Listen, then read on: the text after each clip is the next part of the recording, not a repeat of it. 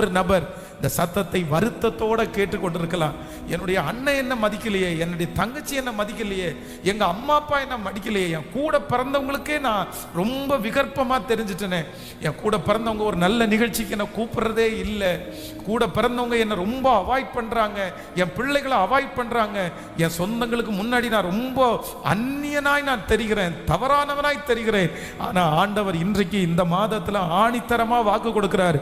உனக்கு உயர்வே எங்க வச்சிருக்கிறார்னா, உன் சகோதரர்களுக்கு முன்பாக கர்த்தர் யோசேப்பனுடைய பந்தியை ஆயத்தப்படுத்தின கர்த்தர், அண்ணன் தம்பிக்கு முன்பாய் கர்த்தர் உங்கள் தலையை நிமிர பண்ண வல்லவர். நல்ல கைகளை தட்டி ஆமேன் என்று ஆமோதித்து, ஆமேன்.